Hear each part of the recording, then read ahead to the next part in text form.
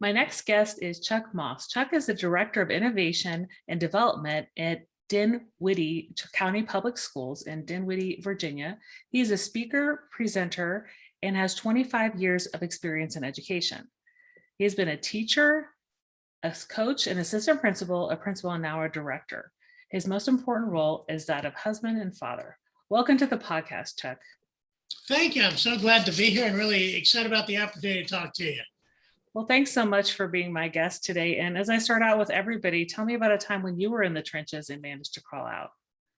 It was right when I got my admin degree. I got it from Old Dominion University here in Virginia. And there were 3 positions that came open in a county where I had been working for almost 10 years. And I thought certainly that I was going to have an opportunity for one of those. And I didn't get any of them.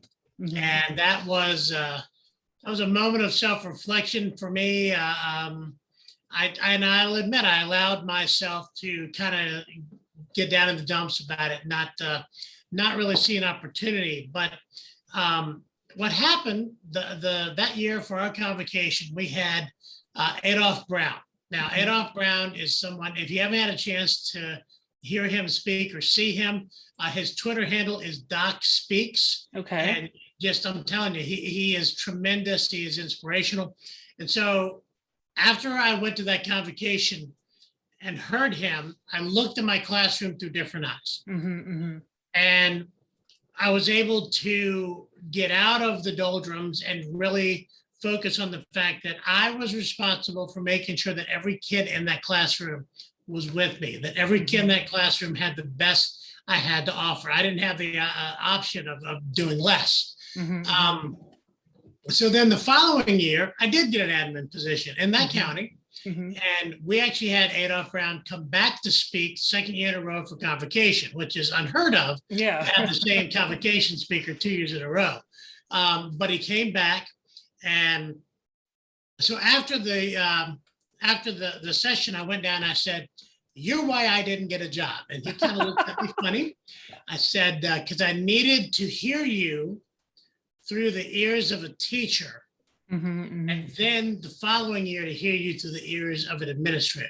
And he really appreciated that. And not too long ago, I was at a conference put on by the National Department of Education up in Baltimore, National Harbor, and he was a speaker there. And so when I saw him, I said, "Dr. Brown," he kind of looked at, I said, "I'm going to tell you a story that I'm going to start, you're going to finish it." And so I started talking. I said, I needed to hear you through the ears of a teacher. And then he said, "And then you needed to hear me through the ears of an administrator." I said, "Absolutely." So it was nice to know that my experience had an impact on him. But really what that taught me was that regardless of the challenges that come your way, you don't get to be less than yourself. And that's really what, don't be afraid to be awesome. You see a little sticker. That's really what that's all about. Is at no point do you have the opportunity to be less than your best self. And that's a lesson that I thought I knew pretty well as a teacher, but then I really remembered it when I heard him speak, and I've carried it with me ever since. Yeah, and that's so important to remember, because educators are going to be in the doldrums. It's inevitable at some point, and that's right. Kind of, hence the title of the podcast, right? Getting yourself out of the trenches. But like your quote, "Don't be afraid to be less than your best self." And hearing him speak twice, right, through those different lenses, it's very interesting how that came about. And yeah, that's probably that you needed that extra year, and you need to kind of reevaluate. Maybe also your place in education, right? And how you were relating to your students. Well, that, and also how was I going to relate to the people that were going to be my followers? When I became a leader, when I went into administration, how was I going to relate to them? And there's any teacher in the world will tell you, I want my boss to be vulnerable, but also I need my leader to be a superhero. When things get rough, when things are dragging everybody down, we need that person to kind of stand in the gap and be willing to take whatever comes their way. So it was vital that I heard that from my students. And then it was really vital that I heard that as I got ready to embark on my career as a leader. So let's talk a little bit about that hashtag you have on the cup. It's "Don't be afraid to be awesome." You share that when you're speaking at conferences. And when did you create that hashtag? And is that used a lot in your district, or kind of just when you're putting out information yourself? Really, the beginning of it is really interesting. We do an annual professional conference here in Dinwiddie. Instead of doing a true convocation, we make it into a professional conference. People register for classes. We have pre-ordered lunch and everything. I mean, we really try to make it somewhere where people will take away time, because for the most part, when you go to a convocation, with the exception of those that I talked about earlier, most convocations are you sitting in the chair thinking of all the things you need to get done back in your building. Yeah. Our IDCPS, we call it, is really more about learning. It's about coming out of there with strategies you can use. And so I had been asked to put together something, and I just kind of off the cuff said, "Don't be afraid to be awesome." That's what I'm gonna talk about. Yeah. And then about a month before the session, they said, "Hey, we got to get you to, want to remind everybody what they're doing." And I thought, oh yeah. Well, as I thought more about it, it really started to resonate with me. And I got different leaders from around the country, Jessica Cabine, Patrice Wilson, Rich Alger, Joe Sanfilippo, Jimmy Cassis, Brad Gustafson, Willis Walter here at VSU, not far up the road, to send me some video clips on their definition of awesome. Okay. And what I started to get out of that was that in almost every case, awesome had to do with the kind of leadership that you put forward. And it was about bringing out the best in people. And so at that point, "Don't be afraid to be awesome" really crystallized for me into this idea. No one puts their students on a bus or drops their student off at the front door of the building and says, "Have a mediocre day." No one does that. Because they want them to have an awesome day. And so we as educators, we as the people who are in the trenches, we are the ones who are with the kids every day. We have to be awesome for them. Because they're going to have a lot of experiences that are less than awesome. Yeah. But it's all about how we react to those moments and what we can do for them. And so I tell people, I said, it's not about being conceited or arrogant. It's about being willing to say, every kid in my classroom deserves an awesome teacher, and I've got to be that awesome teacher. I've got to be that person who is there to provide for them, because even if a kid is getting an F on tests and they're having a hard, they're struggling, whatnot, they got to know that you care about them, because those are the things that they think are awesome. When I taught civics, I used to tell kids, you will not necessarily walk out of here loving civics, but I promise it'll be your favorite class. And it was, because we established relationships and talked about things beyond the curriculum. Well, that's great. It kind of just took off from just something you said off the cuff, right? And that's lasted, right? And you always circle back to that, either during district PD or when you're giving your keynotes and professional speaking at conferences as well. Right. Well, and when I've been able to deliver the message at conferences and whatnot, it's just been great to see how that impacts different people and how they think about things. And of course, I give out stickers and all kinds of stuff. I have some limited edition lapel pins and keychains, also very limited edition that I've gotten. But I try to share those things out because I want it to be a kind of a pervasive logo or saying, and I give it to everybody. My father was in hospice care up until July of this past year, and I gave it to everybody I met, because I said, don't come in here and be anything less than awesome. Because that's my dad, and I want my dad to be treated awesomely. And I give it out at restaurants when I back before COVID, we went to restaurants, pretty often. I'd give one out, to the but it's also really about, we're quick to tell other people how awesome they are, and we got to recognize it with ourselves. Yeah.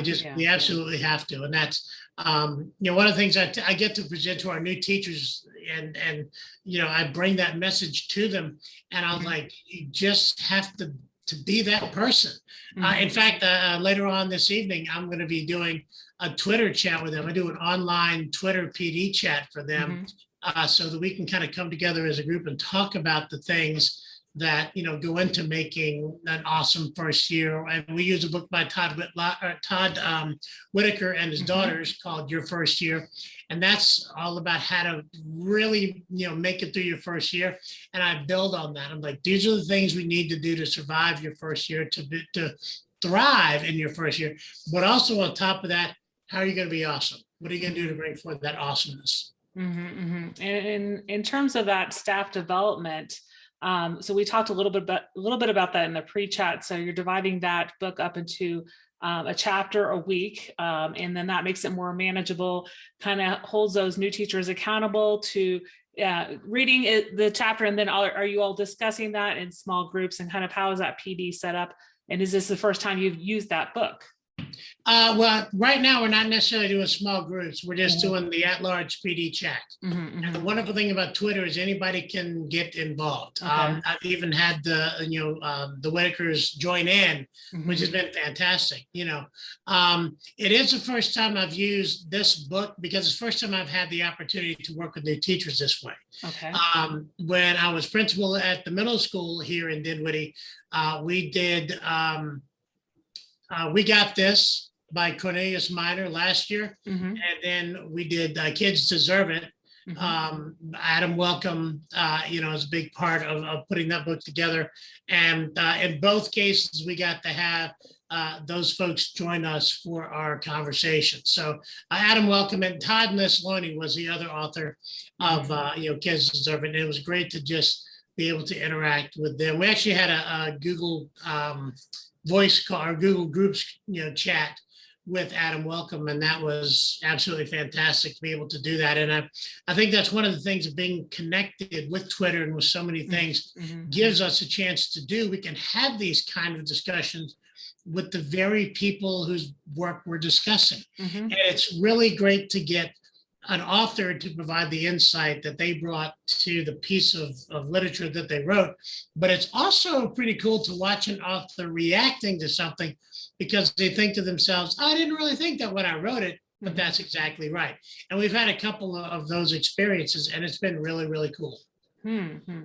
And in terms of these new teachers, are they already on Twitter? Is this something new to them? Because, it's more edgy Twitter, right? They're on other social medias, but maybe not necessarily Twitter. Right. And kind of a mixed bag, but and I use social media all the time. Because I was a big believer of telling my story, because if I didn't, someone was going to. But Twitter is where I do most of my learning, most of my connecting, and that sort of thing. Facebook and Instagram, those things are great. But I feel like that Facebook is there for you to disseminate information and tell a story. Instagram also exists for you to kind of tell a story or show people things. But Twitter is where you really thrive, getting that feedback and being able to have conversations. And I've got friends that are just Twitter friends, but people that I know, I can turn to when I'm in crisis or when I'm in need, and they're willing to drop whatever they're doing and let me have their ear. And so that's been a great thing. Also, what's been great about it is you go to a conference and you meet somebody, and you've already done all the small talk because you've done the Twitter. I know where you're from. I know what you do. I know who, but now we can just jump right into how are you making your school a better place? What are you doing for your kids? Yeah, and I've been on it for, I don't know, about 4.5 years, and I've yet to meet some of these connections in person, because a lot of these people, like for the podcast and these connections, some of you just mentioned, those authors, it'll be great to meet them at a conference in the near future. So, like you said, you won't have to have that small talk, right? Because you've already had that connection. So, I agree with you. Let's talk a little bit about your blog. So you have a blog. And I'll put that in the show notes, but it's Don't Afraid to Be Awesome blog. And is this something that you've had for a while? And is it mostly blogging about education, or kind of what do you reflect on when you write your blog? I've had it for quite a while. It's had a couple of different iterations, so it hadn't. Not everything is transferred every time. Mhm. I probably need to spend a little more time on it than I do. I always mean to, and then I get caught up with other things. But Mhm. a lot of times it's directly related to school and education and that kind of thing, and then sometimes it's more related to just kind of what's happening at the moment. What factors are shaping our world or the world of the listener or my world, and then how did I impact or how did that impact me? And then how do I feel like that message needs to be delivered? Mhm. Mhm. Yeah, we talked a little bit about you can write something as simple as about looking at a hummingbird, Right. right? And so just nature, right? And maybe just when you're having that time to yourself, maybe right before you go into work, the deep breath moments, the reflections. Yeah. So. Well, and when I wrote about that hummingbird, just the idea that that hummingbird and I were the only two entities on the planet, physical entities on the planet that knew that shared that experience. Now the hummingbird didn't know it was sharing the experience, but just moments like that really make you stop and think about the fact that everywhere in the world, people are experiencing things that only that they are experiencing, and some of them are beautiful, and some of them they need somebody else to provide a shoulder for them to lean on. But it's just kind of neat whenever I have, like one time I looked across a field and I just saw a dog running, and I was driving to work, and there's no one else on the road. I'm like, that dog and I are the only ones who are ever going to know that this happened at this exact moment.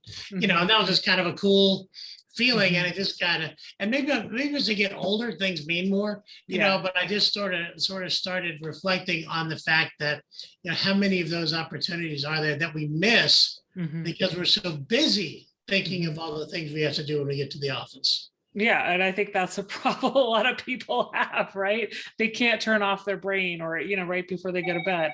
They think so much about like everything that they have to do, and not necessarily those things that are just those, oh, let's stop for a moment and observe, right? And that's what we all need. We all need to take that short 1 to 5 minute break sometimes, just to get our thoughts in order. And I asked a little bit about some of the keynotes you did. So you do keynotes as well, and you talk a lot about school culture, maybe also finding the right administrative job, the power of social media. So talk a little bit about some of your favorite topics and what kind of groups that you tend to present to on these keynotes.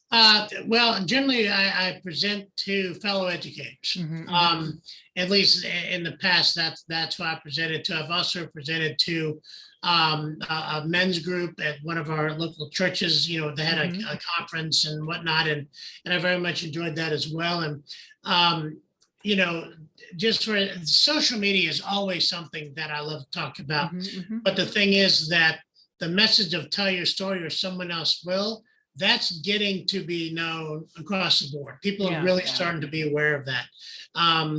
And I think Joe Sanfilippo had a lot to do with that. Eric Schenniger, had an awful lot to do with the fact that you've got to tell your school story. Hamish Brewer, those folks who have really just kind of dedicated themselves to letting people know about the moments of incredible things, the awesomeness that happens in and around them. But that's kind of where I started, because it's always about perspective, and it's always about I only want to see the sound clip that tells me how bad a place is. Now that you got to make sure that there's other information about how good the place is and things like that. Talking about finding the right administrative job. I talked an awful lot about that to an aspiring principals group, and just talking to them about the fact that, if you are looking for a promotion, regardless of the fit, you're going to be in a whole lot of trouble. You're going to start your next step in your career in a very difficult place, because if you go somewhere where you don't fit, where you don't belong, where your philosophy of leadership doesn't match up with the philosophy of leadership of the principal, it's going to be troubling. It really is. It doesn't mean you have to march in lockstep, because everybody needs somebody who will give them, some fact checking now and then, but you just got to make sure that it's the right fit for you. And then, of course, don't be afraid to be awesome. I'm gonna tell you what, any of you listeners that want me to talk to anybody about that, I would love to have the opportunity to do that, because I love talking to groups. And I remember I was given the presentation one year at the Virginia Association of Elementary School Principals Conference, and they had to take down one of the collapsible walls so more people could fit in. I'm like, wow, and so just that, and I've always loved talking to people, but I think that really gave me the opportunity to say, not only do I like talking to people, but they like to hear what I had to say. Mhm. And so I really appreciated that. And I, like I said, I just love to spread that message as much as I can. And I think people kind of just hearing from the heart about your experience, right? And just that down to earth feeling that you think you allude when you're talking, and that's what attracts the people. Like, who doesn't want them to have to open up a second room during a conference? So it was awesome. Yeah. So, well, out of everything we talked about today on the podcast, what's one thing you'd like listeners to remember? I think that just people really need to remember that even in the moments of self-doubt, even in the moments when you're at your lowest, that there is someone who needs you to be that awesome person to them. Because you might be the only one all day who's going to be awesome for them, and you can't waste that opportunity. That's so great to remember. And where can people connect with you and find you online? My Twitter is DCPS Moss. That's D as in Dinwiddie, C as in county, P as in public, S as in schools, Moss. And that's really the best place you can find me. There's links on there to my blog. I'm also DCPS Moss on Instagram. You can find me at Chuck Moss on Facebook. I'll be real honest, I don't check that very often, but it's there. And so I would just love to connect with people, I would love to hear other people's story about awesome moments or moments that meant the world to them. Just because so often we get the opportunity to be awesome and we let it slip out of our fingers. So I love to hear that people recognize that moment and stood fast and were willing to be that awesomeness that was needed at the moment. Great. I'll make sure I put all your social handles on the show notes. And, as you said, encourage listeners to reach out to Chuck and share, we're using the hashtag as well. So thank you so much for being on the Out of the Trenches podcast today. Thank you so much for letting me talk to you and for the opportunity just to spend a moment, engage with the viewers and your listeners. Thank you.